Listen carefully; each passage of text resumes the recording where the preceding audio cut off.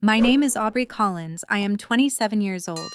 It was supposed to be a casual backyard barbecue at my parents' house in San Antonio, Texas, to celebrate my older brother's engagement. The sun was dipping low over the live oaks in the yard, casting that golden Texas glow on everything, and the smell of mesquite-smoked brisket filled the air. My mom had insisted on hosting, of course. She always had to be the one in charge of family events, especially anything involving Christopher. I was there early, helping set up the folding tables and string lights, trying to ignore the familiar knot in my stomach whenever these gatherings rolled around. But then my mom pulled me aside near the grill, her face twisted in that judgmental way she gets, and let loose with words that still burn when I think about them. "Aubrey, listen to me," she said, her voice low but sharp, like she was scolding a child. She glanced around to make sure no one else was listening, then pointed right at my face. "You, with that scar running down your cheek, you're going to ruin all the wedding photos if you stand too close to the front. It's just unsightly. People will stare, and this is Christopher's big day. Maybe you can sit in the third row during the ceremony out of the main shots.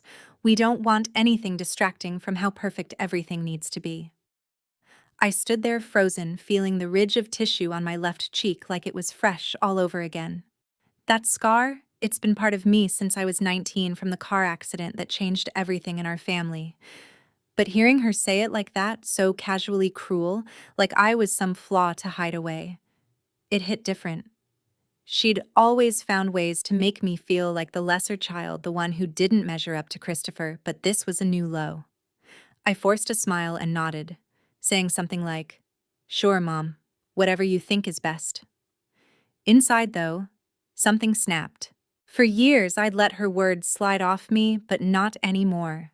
Hey, if you're watching this, have you ever had a mom who just couldn't hide how much she resented you? Like, no matter what you did, you were always the problem. Drop in the comments where you're tuning in from. I'd love to know if this hits home for anyone else. Looking back, that barbecue wasn't the first time my mom showed her true colors, but it was the moment that started unraveling everything. Growing up in San Antonio, our family looked picture perfect from the outside. My dad, William, worked long hours as a civil engineer for the city, building bridges and roads that kept this sprawling place connected. He was the steady one, quiet and reliable, always trying to keep the peace. My mom, Susan, was the homemaker who volunteered at every school event and church function, making sure everyone knew how devoted she was to her kids. But behind closed doors, it was clear who her favorite was: Christopher, my older brother, by 4 years. He could do no wrong in her eyes, star athlete in high school, charming always, the one she bragged about to her friends at the neighborhood book club. Me, I was the afterthought, the younger daughter who somehow always fell short.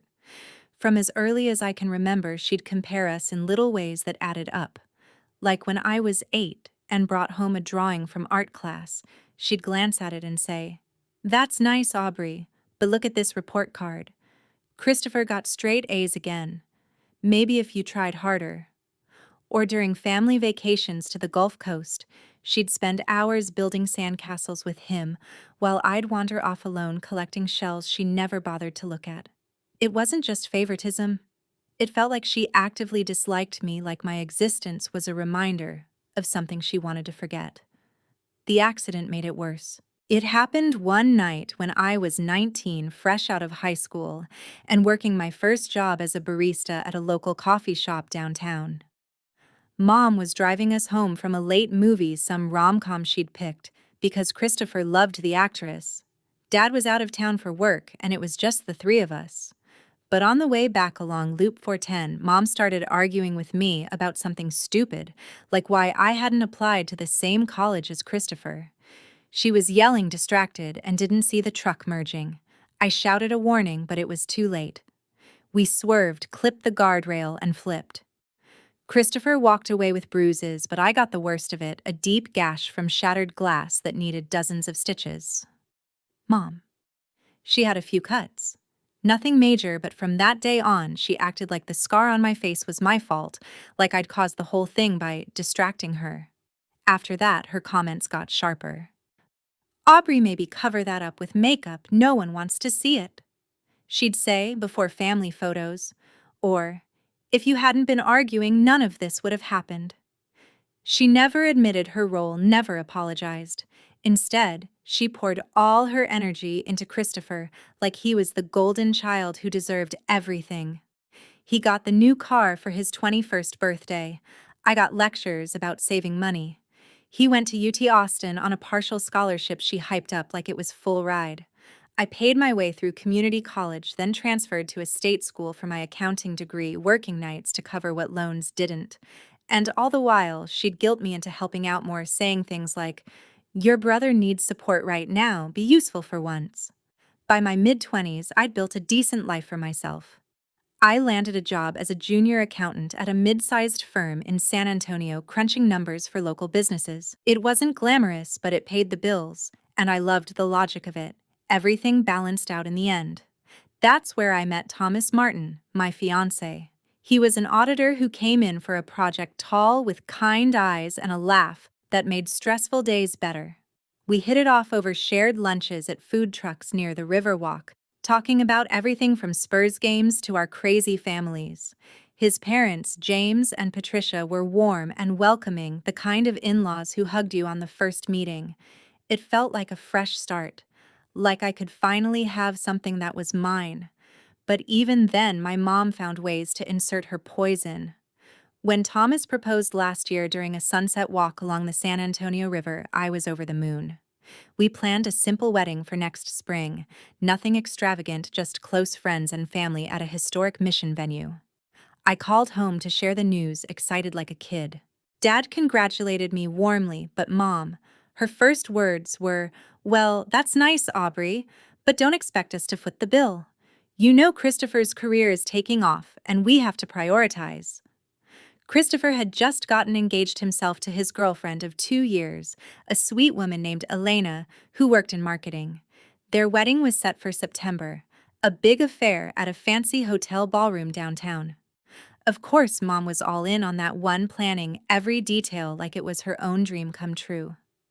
A few weeks after the barbecue humiliation, things escalated in a way I couldn't ignore.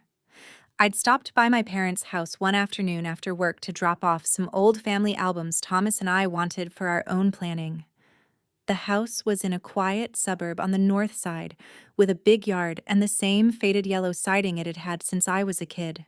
Mom was in the kitchen sorting through swatches for Christopher's wedding fabric for bridesmaids' dresses, color schemes for tablecloths. She barely looked up when I walked in.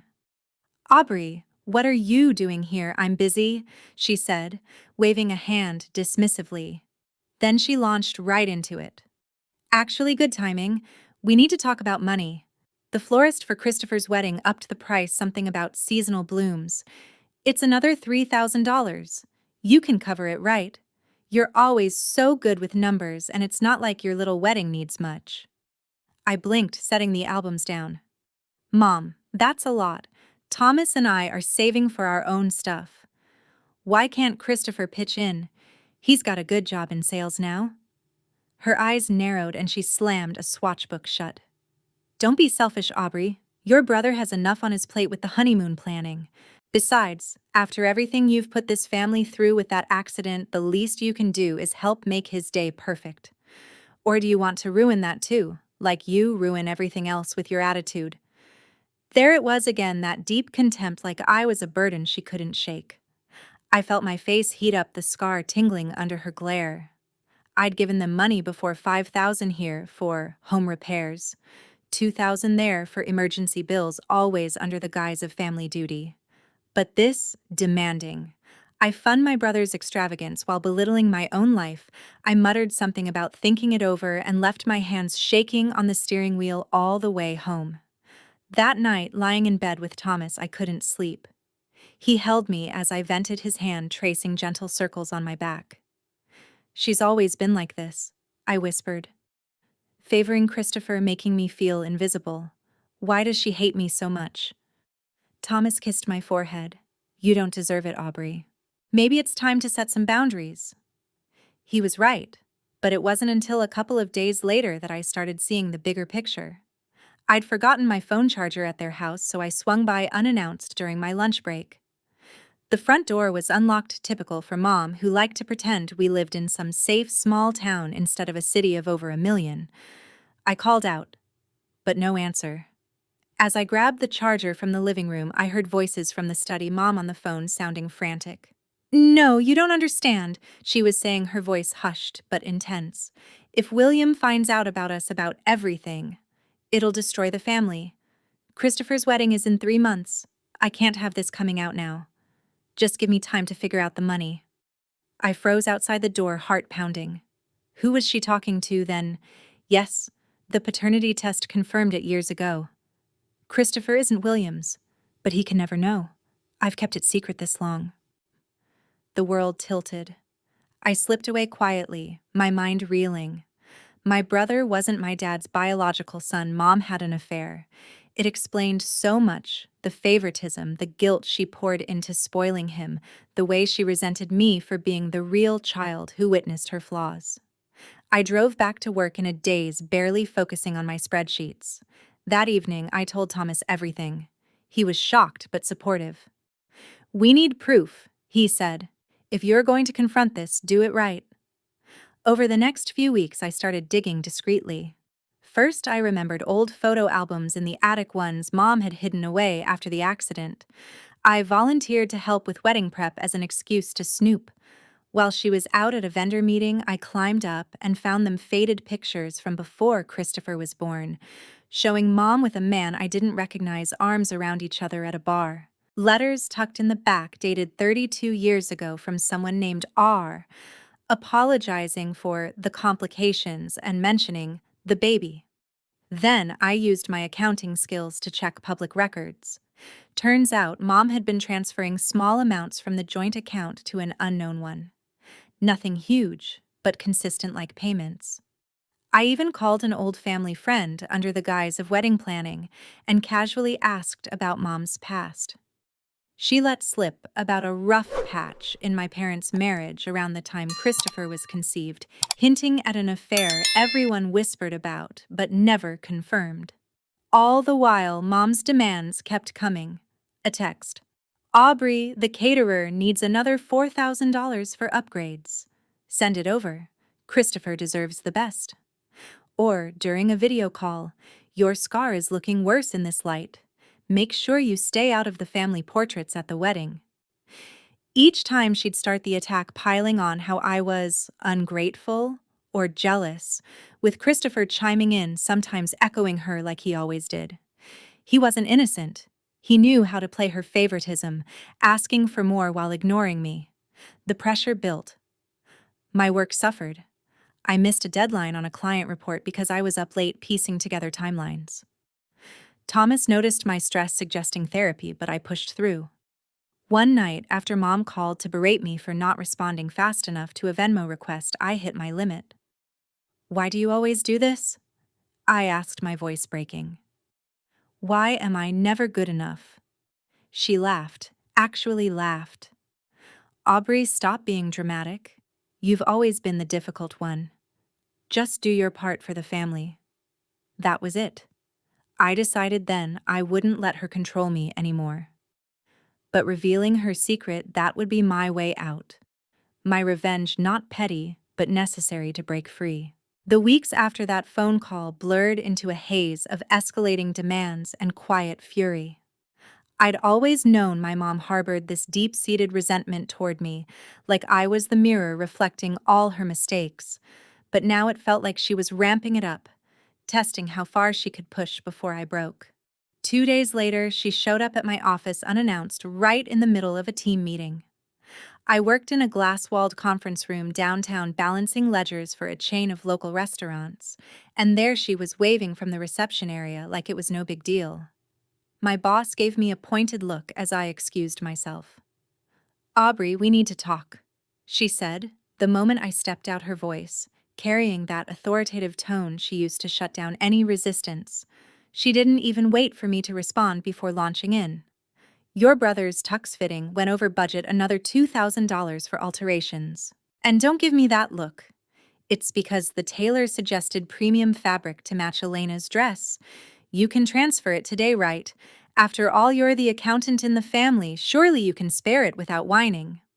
I felt my colleagues' eyes on us through the glass, my cheeks burning not just from the scar but from the humiliation. Mom, I'm at work. We can discuss this later. She crossed her arms, her expression hardening into that familiar contempt. Oh, please, always making excuses. If you cared about this family at all, you'd prioritize Christopher's happiness instead of your little job. You know, if you'd been more like him growing up, maybe things wouldn't be so strained. But no, you had to be the rebellious one causing accidents and drama. That jab about the accident, it was her go-to weapon, twisting the narrative so I was always the villain. I bit my tongue, promising to handle it, just to get her out of there. But as she left, smirking like she'd won, I realized how much it was affecting everything. My performance reviews at work had dipped. I'd botched a tax filing for a client the week before, leading to a stern email from my supervisor. Thomas was worried too. Our evenings, once filled with wedding planning and lazy dinners on our apartment balcony overlooking the San Antonio skyline, now revolved around my rants about her latest insult. One Saturday morning, about a month after the barbecue, the pressure hit a new level during a family video call. Mom had set it up to coordinate wedding details, but it quickly turned into an ambush. Christopher was there with Elena, beaming from their condo in the Pearl District, while Dad sat quietly in the background at home, nursing his coffee. Mom started right away, her face filling the screen as she pointed at me through the camera. Aubrey, I checked the Venmo, still nothing for the tux. What's the holdup? Are you trying to sabotage your brother's big day? She demanded, her tone accusatory and loud enough that Thomas, making breakfast in our kitchen, paused to listen. Christopher jumped in, following her lead like always. Yeah, sis, come on. Mom's stressed enough planning this. Just send the money, we're counting on you. I took a breath, trying to stay calm. I've been busy, but I'll look into it. Mom, maybe Christopher can cover some of this. His sales job pays well. She scoffed, her eyes narrowing with that pure disdain I'd come to expect. Busy with what? Your spreadsheets? Don't be ridiculous. Christopher is building a future, marrying Elena, starting a family soon. You're just there. Always have been the selfish one, holding grudges over nothing. If you hadn't caused that crash with your backtalk, maybe I'd have more energy for your nonsense. Dad murmured something about, calm down, Susan, but she waved him off. Elena looked uncomfortable, shifting in her seat, but said nothing. The call ended with Mom's ultimatum: pay up or don't bother showing up to the wedding. I hung up, tears stinging, and Thomas pulled me into a hug. This isn't normal, he said. She's using you like a bank, and it's killing you. He was right. My health was taking a hit. I'd started getting migraines, the kind that left me curled up in bed with the curtains drawn, missing date nights, and even a weekend getaway we'd planned to Fredericksburg. Thomas suggested I see a doctor, but I brushed it off, too focused on gathering more evidence. I'd hired a discreet private investigator, a friend of a coworker, to dig into that R from the letters. Turns out his full name was Richard Hayes, an old colleague of Mom's from her days as a secretary before she quit to raise us. The PI found records of sporadic payments from our family account to an address in Austin matching the transfers I'd spotted. And get this, a DNA test kit receipt from years ago, buried in old bank statements I'd subpoenaed quietly through a lawyer friend. But the real shocker came 2 weeks before Christopher's wedding, during a final fitting at the bridal shop in La Cantera. Mom had insisted I come to help carry things, be code for being her errand girl. The store was upscale, filled with tulle and champagne flutes for the bridal party. Elena was trying on her veil, Christopher admiring her, when Mom cornered me by the mirrors. Look at this, she hissed, holding up a bill for the venue deposit, another $5,000 short. The hotel needs it by tomorrow, or they cancel the ballroom. You're wiring it, Aubrey. No excuses. I shook my head, my voice steady for the first time. No, Mom. I'm done funding this. Christopher can handle his own wedding. Her face contorted with rage, and she grabbed my arm hard enough to leave marks. You ungrateful little brat. After everything I've done raising you despite your flaws covering for your mistakes. That scar. It's a reminder of what you cost this family. If you don't pay, I'll make sure everyone knows what a disappointment you are. Thomas's family, too, they'll see you're not worth it. Christopher overheard and piled on, sneering. Mom's right, Aubrey. Stop being jealous. Just do what she says. I yanked my arm free, heart racing, and stormed out. That night, I compiled everything: the letters, photos, bank records, even a timeline showing the affair overlapped with Christopher's conception. I printed it all, tucked it into an envelope, and rehearsed what I'd say at the wedding. Revealing it there in front of everyone would be the ultimate boundary, exposing her lies, freeing Dad from the deception, and ending her hold on me. The wedding day arrived like a storm cloud over San Antonio, hot, humid, with thunder rumbling in the distance. I dressed in my simple navy gown, the one Mom had criticized as too plain, and drove to the hotel with Thomas. The venue was stunning: crystal chandeliers in the ballroom, white roses everywhere, guests milling in designer outfits. Mom greeted me with a fake smile, but her eyes were daggers. Third row. Remember, don't embarrass us. The ceremony went off without a hitch, Christopher and Elena exchanging vows, Mom beaming as she walked him down the aisle in a custom suit. But during the reception, as toasts began, I felt the envelope in my purse like a ticking bomb. When the DJ opened the floor for family speeches, Mom shot me a warning look. I stood anyway, walking to the mic, my hands trembling but resolved. My hands gripped the microphone stand, the cool metal grounding me as 200 pairs of eyes turned my way. The ballroom at the hotel went hushed, the clink of champagne glasses fading into an expectant silence. My mom sat at the head table, her smile tight and forced, already sensing something was off. Christopher leaned back in his chair, Elena at his side, both looking puzzled but amused, like this was just a sweet sibling moment. Dad was in the second row, his face neutral as always. Thomas squeezed my hand from our table before I walked up, his nod giving me the last push I needed. This was it, the turning point where I stopped being the doormat and started choosing myself. Good evening, everyone. I started, my voice steadier than I felt. It echoed through the speakers, filling the grand room with its marble floors and twinkling lights. I'm Aubrey Collins, Christopher's younger sister. I've known him my whole life, and I've seen how this family operates up close. Tonight, as we celebrate love and new beginnings, I want to share a few truths about what family really means. The crowd murmured approvingly, thinking this was a heartfelt toast. Mom's eyes narrowed, but she kept her composure, sipping her wine. I pulled the envelope from my purse, holding it up so the nearest guests could see the printed pages inside. Growing up, I learned that family isn't just about blood, it's about trust, honesty, and not using people as props in your own story. But sometimes secrets eat away at that foundation, like the one my mom has kept for over 30 years. Gasps rippled through the room. Mom shot to her feet, her chair scraping back loudly. Aubrey, what are you doing? Sit down, this is not the time. I ignored her, locking eyes with Dad. Dad, you deserve to know this more than anyone. Christopher isn't your biological son. Mom had an affair with a man named Richard Hayes before he was born. I've got the letters, the photos from back then, bank records of payments she's been making to keep it quiet, even a DNA test she hid. She moved up Christopher's wedding date, not just for show, but because the stress of the secret was cracking her perfect facade. The envelope's contents spilled onto the podium as I fanned them out. Faded pictures of Mom with Richard at a bar, love notes postmarked 32 years ago, transaction logs showing steady transfers to an Austin account. Guests craned their necks, some pulling out phones to zoom in. Christopher's face drained of color. He grabbed a page, scanning it with wide eyes. Elena covered her mouth, looking between him and Mom.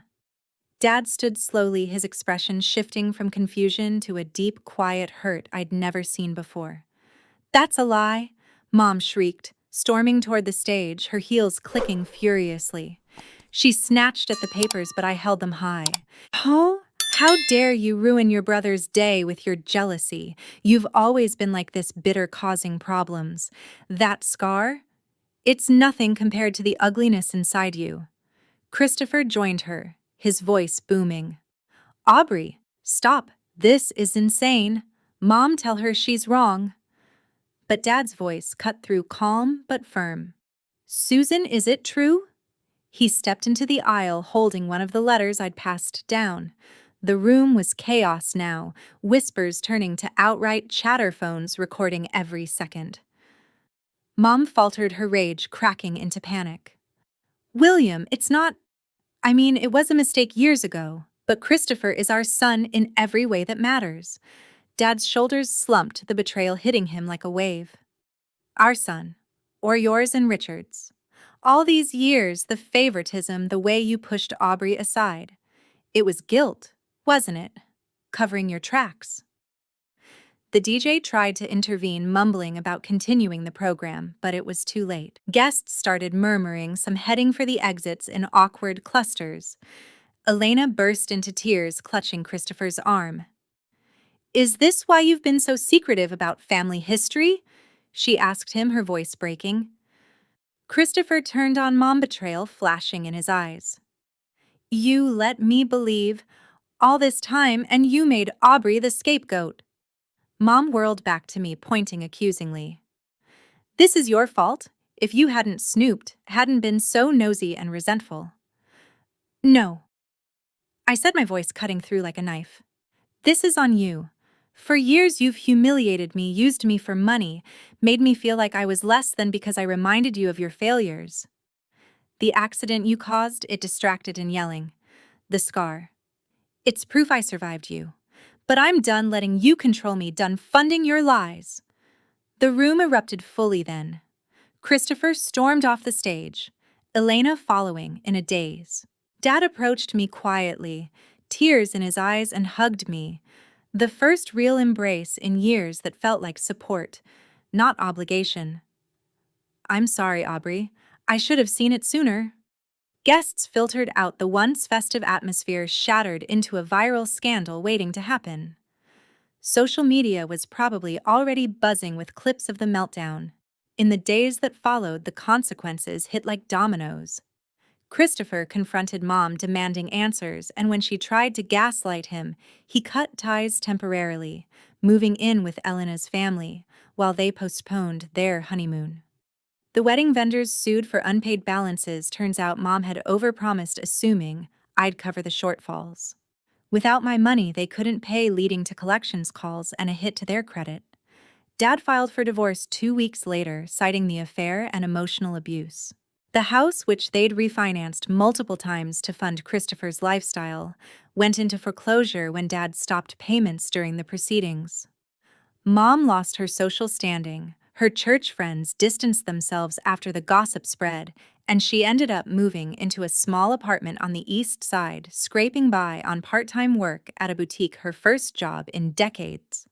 Christopher faced his own fallout. His sales job suffered. Clients who'd attended the wedding pulled deals, uncomfortable with the drama. He and Elena broke up 6 months later. She couldn't handle the family baggage. Last I heard, he was living modestly, working through therapy to unpack the identity crisis, and we'd started tentative talks, bonding over shared resentment toward Mom's manipulation. As for Mom, she tried calling, alternating between rage and pleas. How could you destroy us? We lost everything because of you, she'd scream in voicemails. But I blocked her, setting that final boundary. She showed up at my apartment once, banging on the door, but Thomas called the police, and she left with a warning. She lost her license to practice as a volunteer coordinator at the church. After rumors of financial mismanagement surfaced, turns out she'd been dipping into donation funds too. Bankruptcy followed, wiping out her savings, leaving her isolated and regretful, but too proud to apologize. Me, I chose myself finally. Thomas and I eloped quietly at a hill country vineyard, just us and his parents. No drama, no scars hidden. I switched jobs to a better firm specializing in forensic accounting, ironic but fitting after my sleuthing. Therapy helped unpack the years of abuse. I learned my worth wasn't tied to her approval. Dad and I rebuilt our relationship. He moved into a condo nearby, and we have weekly dinners where he apologizes for not intervening sooner.